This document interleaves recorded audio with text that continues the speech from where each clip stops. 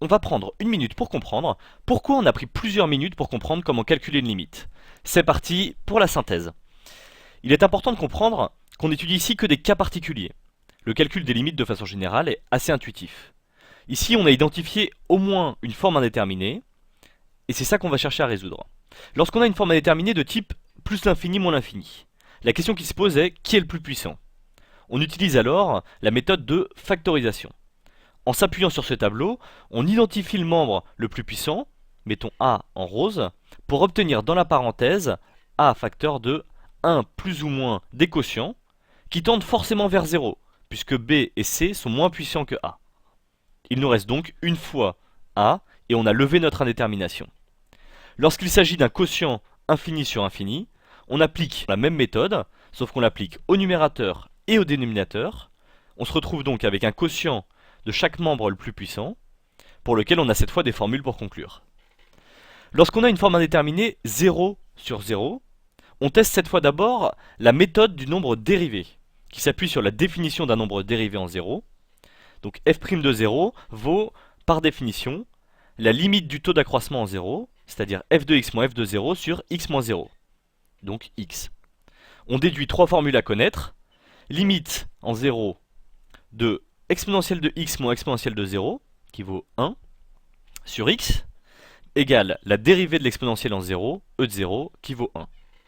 Pour le nombre dérivé du logarithme, cette fois en 1, ça nous donne limite de logarithme de x moins logarithme de 1 qui vaut 0, sur x moins 1, qui vaut la dérivée de logarithme de x, donc 1 sur x, en 1 sur 1, qui nous donne 1. Et pour le sinus, ça nous donne la limite en 0 de sinus x moins sinus 0 qui vaut 0, sur x moins 0. On trouve dérivée de sinus égale cosinus de 0, 1. Donc on a à chaque fois 1. Comment on utilise ça? Eh bien, dans l'expression qu'on a, on identifie cette structure connue, et il va nous rester un reste r de x, et cette fois on a levé l'indétermination, 0 sur 0, on n'a plus qu'à trouver la limite de r de x. Dernière forme indéterminée, 0 fois l'infini, pas de méthode particulière, en fait on est ramené à étudier l'un des deux quotients précédents, soit l'infini sur l'infini, soit 0 sur 0, simplement en transformant l'expression. Dernier cas parfois qui pose des difficultés, celui où on ne connaît pas la limite, c'est-à-dire en gros sinus et cosinus en l'infini. Dans ce cas, on encadre par exemple une expression du sinus, on arrive par transformation successive à la même expression à gauche et à droite, mais cette fois avec moins 1 et 1. Notre limite est alors encadrée par ces deux limites, qui peuvent prendre respectivement une valeur L, comme 0, plus l'infini, ou moins l'infini. Par théorème, si on a les mêmes limites au-dessus et en dessous, alors notre expression prend également la même limite en l'infini.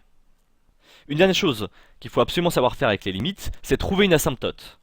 Une asymptote classique, c'est une asymptote dite oblique. La courbe de la fonction finit par se confondre avec une droite vers l'infini. Donc mathématiquement, c'est la différence entre la valeur de la fonction, f de x, et la droite d'équation quelconque ax plus b, qui se réduit à néant, donc qui tend vers 0 quand x est suffisamment grand.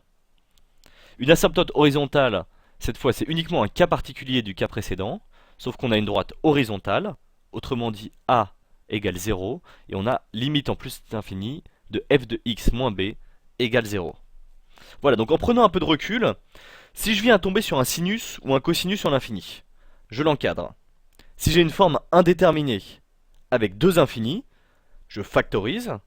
Et si j'ai une forme indéterminée 0 sur 0, j'essaye d'obtenir un nombre dérivé, et sinon je vais factoriser par quelque chose qui tend vers 0 à la fois au numérateur et au dénominateur.